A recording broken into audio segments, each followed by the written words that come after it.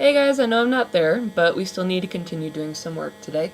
So today what you're going to be doing with Mr. Maracade is you're going to record a couple of definitions in your notebook. Then you're going to work together in your groups in order to try to learn the different types of maps that we geographers use. And then you're going to be looking at the various types of maps and determining what type of map is it, or what kind of map would we need to use in that situation.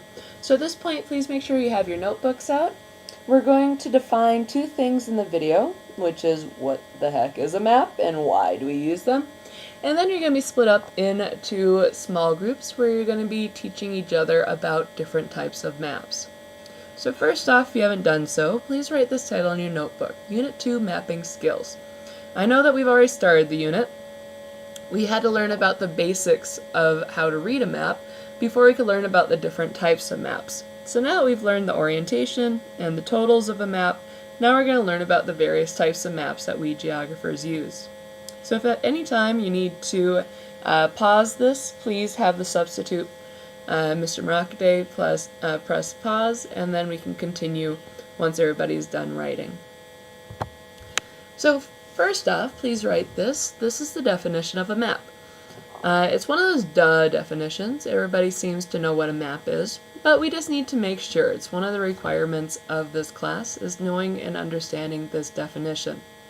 So first off, a map is a flat drawing of part of the Earth's surface. So it's not three-dimensional. By nature, a map is something that has been flattened out. So we take a three-dimensional globe and we flattened it so it's very easy to read.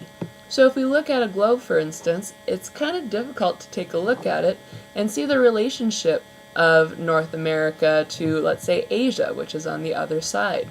But if we take this three-dimensional globe and we flatten it out into this rectangular shape, we can very easily see in this flat representation, oh, here's North America, and here is how close or far it is from Europe or Asia or Africa.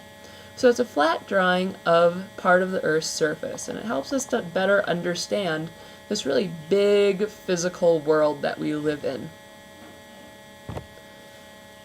Alright, the last definition you're going to get from this video is the purpose of a map. So in other words, why do we use them in the first place?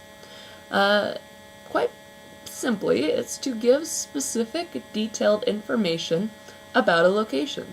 So it's not just to tell us what road do I take in order to get from my house to the store, but more it's about detailed information. It could be the street names, but it could also be a characteristic. It could be the climate, it could be the weather, it could be some sort of a political topic or a human characteristic.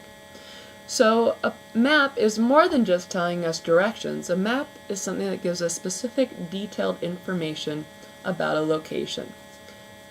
Alright guys, so these are the only two things you need to record from this video.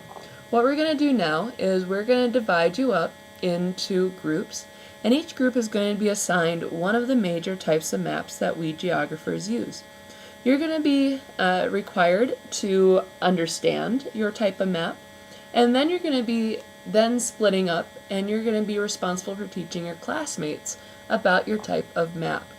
So at this point, please listen to Mr. Maracade, and even though I'm not there, I am forever watching you, so I'll know if you're not doing what you're supposed to do.